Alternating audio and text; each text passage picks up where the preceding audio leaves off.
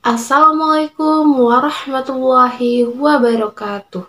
Perkenalkan, nama saya Fazakia Syifa Utami, mahasiswi jurusan Pendidikan Guru Madrasah Ibtidaiyah Fakultas Ilmu Tarbiyah dan Keguruan UIN Syarif Hidayatullah Jakarta semester 6.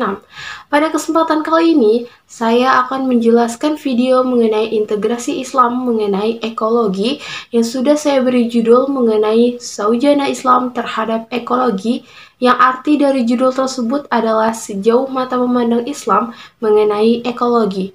Video ini dibuat untuk memenuhi tugas UAS mata kuliah Islam dan Ilmu Pengetahuan yang diampu oleh Bapak Bukhari Muslim. Selanjutnya, selamat menyaksikan.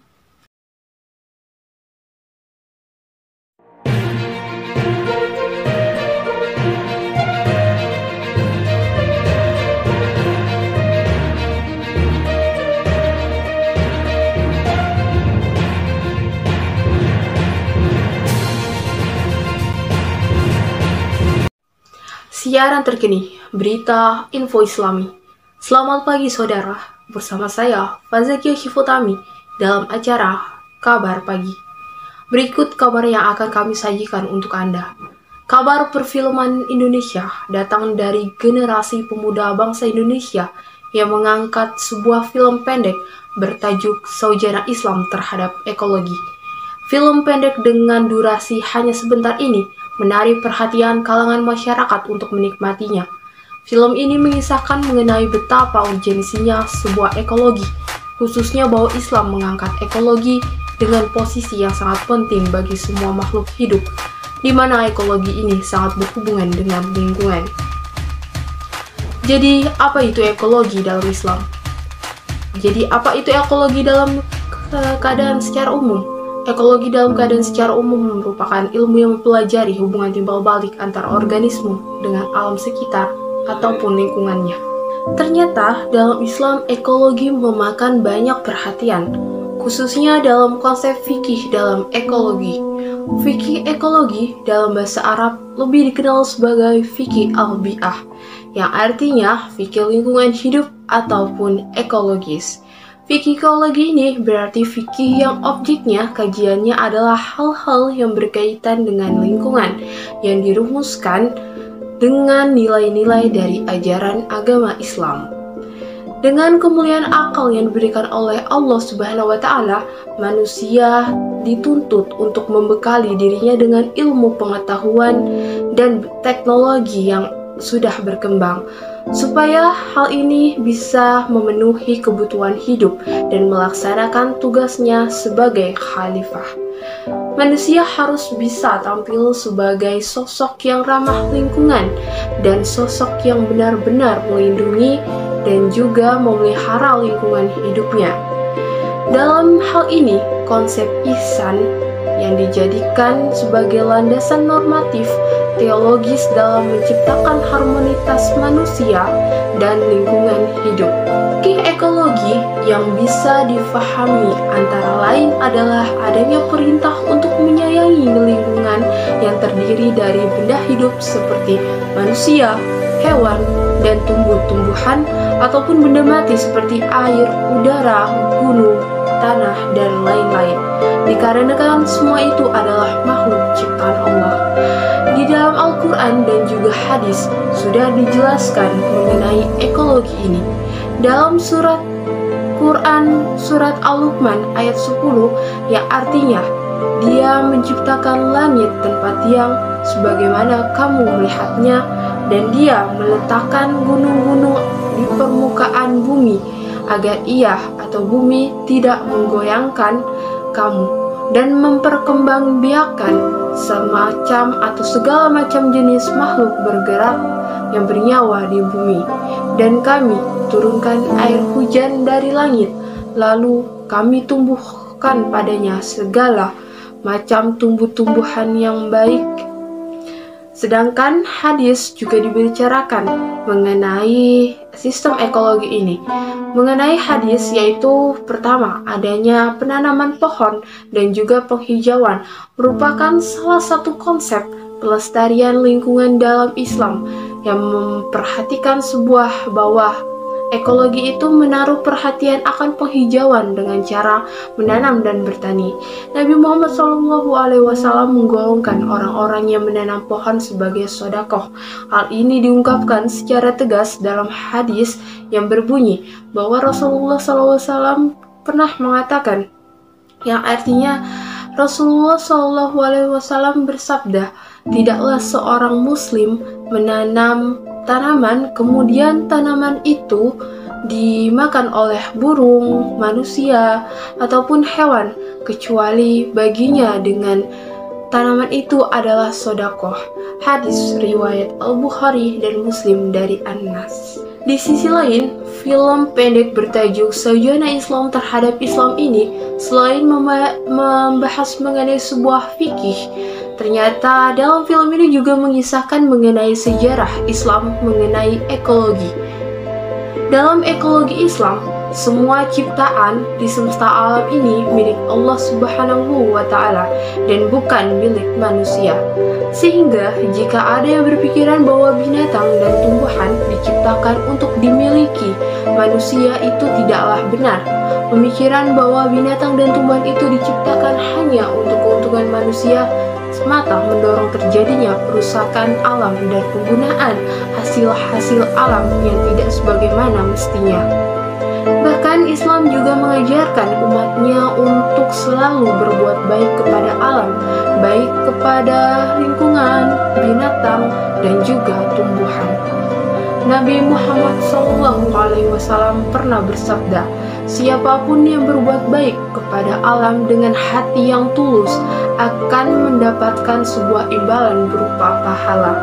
Sejak zaman Nabi Muhammad, Islam telah memperkenalkan konsep hima, yaitu sebuah zona tertentu untuk konservasi alam.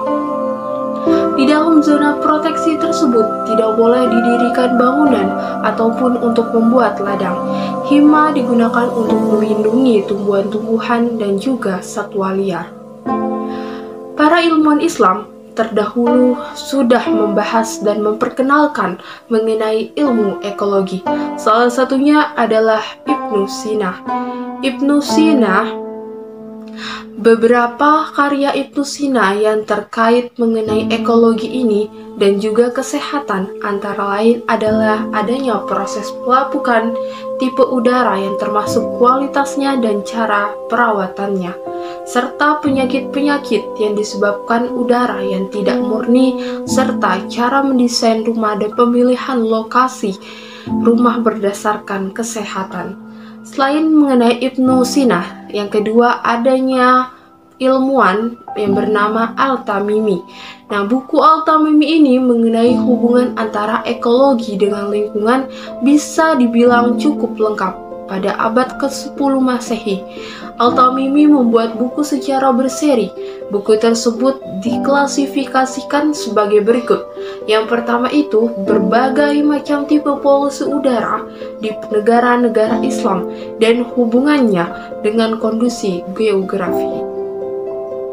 Selain itu, ajaran Islam juga mengajarkan bahwa alam semesta setiap waktu beribadah dan mengagungkan Allah Subhanahu wa Ta'ala, termasuk dedaunan yang berzikir. Bahkan di dalam Al-Quran sendiri tidak ada firman tertentu yang menyebutkan bahwa alam harus mengabdi kepada manusia, karena alam sebenarnya dan semestinya mengabdi kepada Allah Subhanahu wa Ta'ala. Maka alam tidak boleh dirusak demi kepentingan manusia yang serakah. Salah seorang ilmuwan muslim pada abad pertengahan yang itu bernama Ibnu Taimiyah ini pernah menyatakan dalam ayat-ayat Al-Quran mengingatkan bahwa Allah Subhanahu wa Ta'ala menciptakan alam untuk alasan yang lebih baik daripada hanya untuk melayani manusia. Ayat-ayat Al-Quran juga hanya menerangkan bahwa keuntungan yang bisa didapatkan atau diperoleh dari alam untuk kepentingan manusia. Untuk selanjutnya yaitu akidah dan akhlak. Aspek akidah atau teologi dan kaitannya dengan hidup berwawasan lingkungan menunjukkan bahwa berdasarkan pada ayat-ayat Al-Quran dan juga hadis Nabi, dapat disimpulkan bahwa membangun dan memelihara lingkungan hidup di permukaan bumi ini termasuk ajaran yang penting dalam Islam. Ajaran ini berasal dari konsep tauhid yang mengandung arti bahwa manusia, binatang dan tumbuhan serta benda-benda yang tidak bernyawa lainnya mempunyai hak untuk hidup dan berkembang dengan fitrahnya masing-masing. Manusia berhak untuk memanfaatkannya tetapi tidak boleh merusak dan juga memusnahkannya. Dalam konteks akhlak, akhlak terhadap lingkungan merupakan salah satu dari 3 sasaran akhlak di samping akhlak terhadap Allah, terhadap sesama manusia. Akhlak yang dianjurkan Al-Quran terhadap lingkungan bersumber dari fungsi manusia sebagai khalifah. Kekhalifahan menuntut adanya interaksi antara manusia dan sesamanya serta antar manusia dan alam. Lantas, apakah Anda pernah berpikir bahwa manfaat ekologi begitu banyak bagi manusia? Manfaat ekologi yang pertama yaitu mempermudah proses pemahaman terhadap perilaku makhluk hidup. Yang kedua, mencari tahu peran manusia di lingkungannya, mengetahui keanekaragaman hayati, dan juga manfaatkan sumber daya alam secara bijak. Pemirsa, ternyata dalam pemanfaatan ekologi dibicarakan mengenai suatu akidah dan juga akhlak. Akidah dan akhlak manfaat ekologi ternyata dalam penanaman akidah akhlak, suatu individu dapat terbentuk. Dengan mengenali makna dari ekologi, manusia dapat menerapkan sikap peduli lingkungan, difahami sebagai sikap dan tindakan yang selalu berupaya mencegah kerusakan pada lingkungan alam di sekitarnya, dan juga mengembangkan upaya-upaya untuk memperbaiki kerusakan alam yang sudah terjadi. Peduli lingkungan adalah sikap dan juga tindakan yang berupaya mencegah kerusakan alam di lingkungan alam dan juga sekitarnya, dan juga mengembangkan upaya-upaya untuk memperbaiki kerusakan alam yang sudah terjadi. Makhluk hidup, yakni manusia yang peduli terhadap lingkungan alam sekitar, pasti merasa nyaman jika lingkungan sekitar itu bersih, indah, dan juga rapi. Mereka bersahabat dengan alam, bukan merusak dan juga mengeksploitasinya. Mencintai lingkungan berarti melestarikan fungsi lingkungan hidup yang meliputi kebijaksanaan, penataan, pemanfaatan, pengembangan, pemeliharaan, pemulihan, pengawasan, dan juga pengendalian lingkungan hidup. Ayat Al-Quran selain itu, dalam Al-Quran juga dijelaskan mengenai peranan manusia di bumi agar untuk mengelola dan memakmurkan bumi sesuai dengan kemampuannya masing-masing. Tercantum dalam Quran Surat Al-Fatir ayat 39 yang artinya, Dialah yang menjadikan kamu sebagai khalifah di muka bumi. Barang siapa yang kafir, maka akibat kekafirannya menimpa dirinya sendiri, dan kekafiran orang-orang kafir itu tidak lain hanyalah akan menambah kemurkaan pada sisi Tuhannya, dan kekafiran orang-orang yang kafir itu tidak lain hanyalah akan menambah kerugian mereka belaka. Dalam ekologi dibagi menjadi 2 berdasarkan keilmuan. Yang pertama yaitu sinekologi. Sinekologi adalah ilmu yang mempelajari hubungan satu spesies organisme dan juga alam sekitarnya. Sedangkan autekologi adalah ilmu yang mempelajari hubungan sekelompok spesies organisme dengan alam sekitarnya. Fenomena alam mengenai sinekologi dan juga autekologi. Dalam sinekologi, masalahnya berbeda karena tidak ada satu jenis makhluk hidup yang akan menjadi pusat pembahasan. Contohnya saja, ekologi hutan tropika, karena di dalamnya terdapat berbagai jenis hewan dan juga tumbuhan.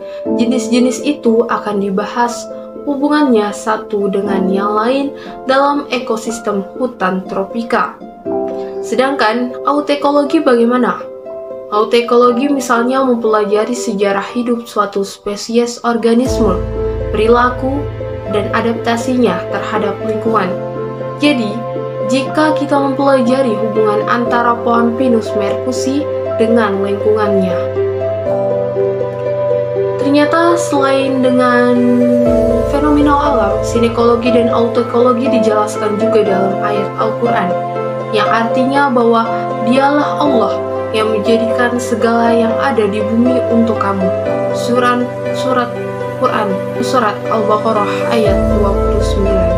Selain membahas pembagian ekologi secara keilmuan, selanjutnya yaitu mengenai ekologi secara taksonomi. Secara taksonomi, ekologi menjadi dibagi beberapa. Ada ekologi manusia, hewan, tumbuhan, dan juga mikrobia. Ekologi manusia, hubungan timbal balik antara manusia dengan lingkungan hidupnya. Artinya adanya ketertarikan antara manusia dengan komunitas biologis alam atau komunitas sosial masyarakat atau yang disebut dengan manusia lain.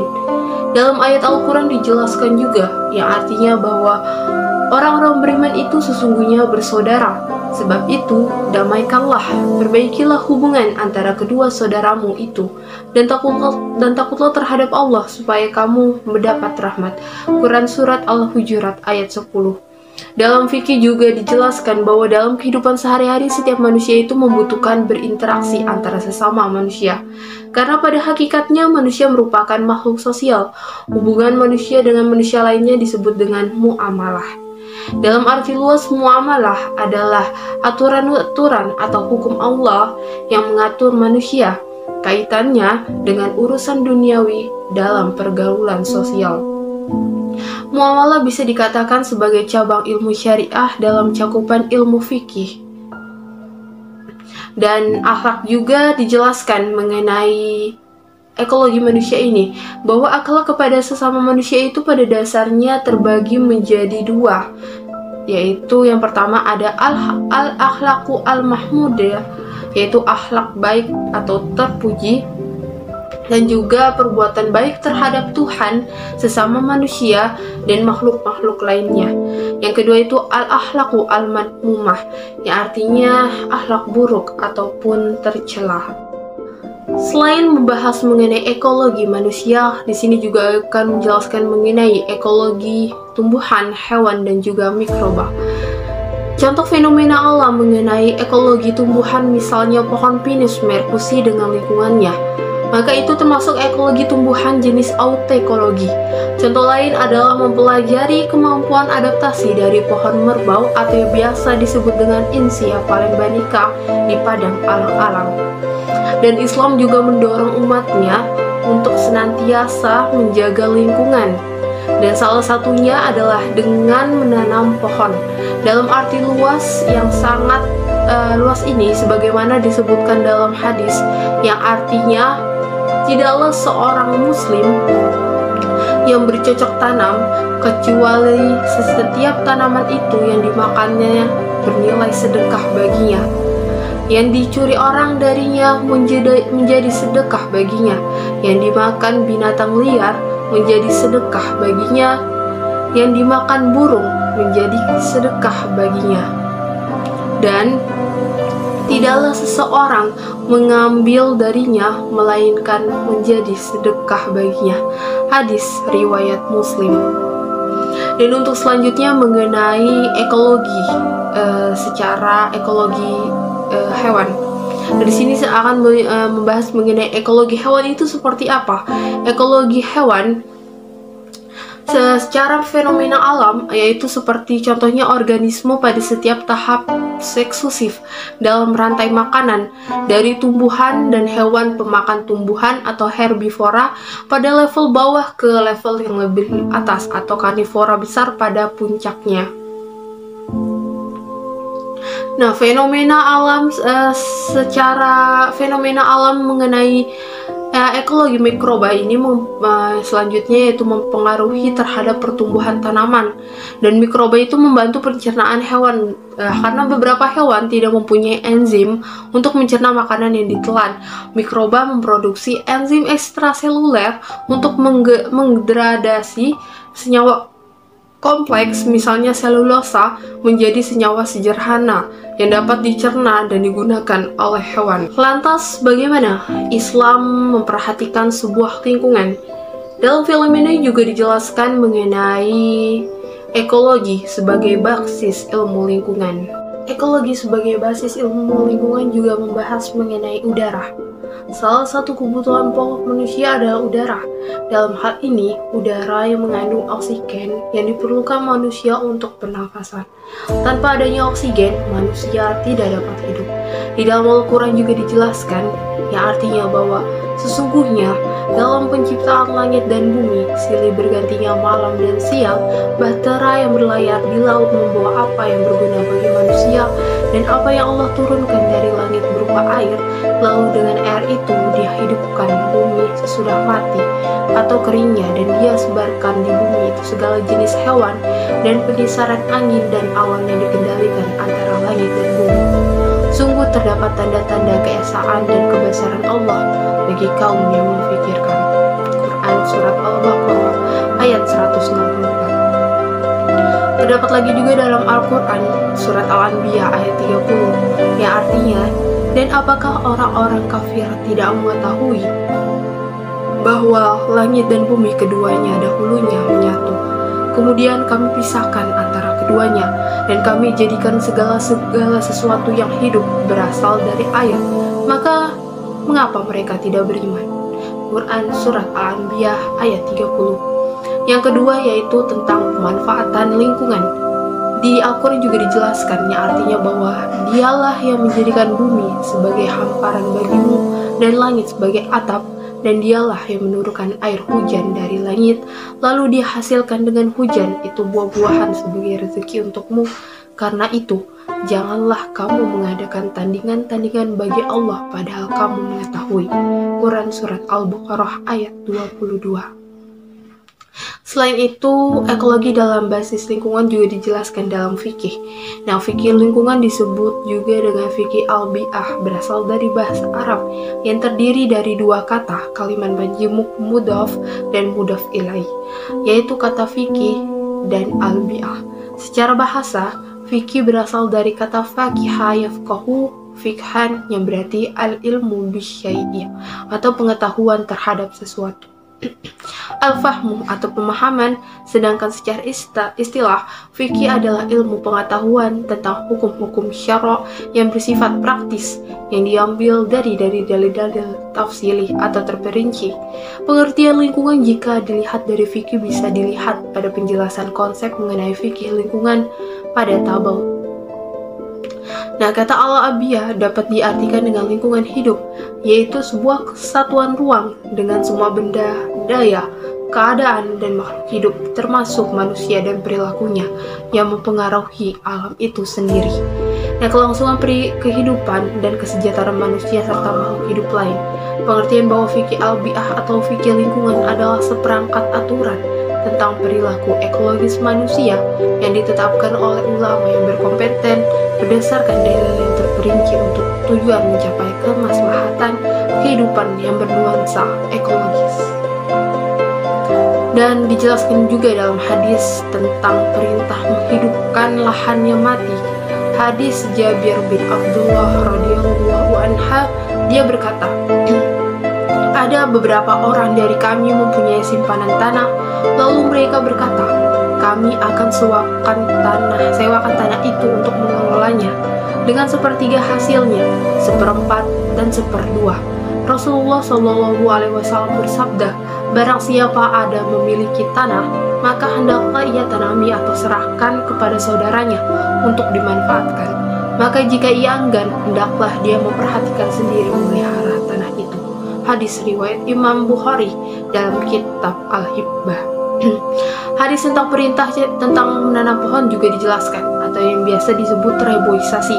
Hadis dari Anas radhiyallahu anha, dia berkata, Rasulullah bersabda, seseorang muslim tidaklah menanam sebatang pohon atau menabur benih ke tanah lalu datang burung atau manusia atau binatang memakan sebagian daripadanya, melainkan apa yang dimakan itu merupakan sedekahnya. Hadis riwayat Imam Bukhari. Sekian berita info Islami yang dapat kami sampaikan hari ini. Saya Faziki Ashifa Utami mengucapkan terima kasih dan sampai jumpa.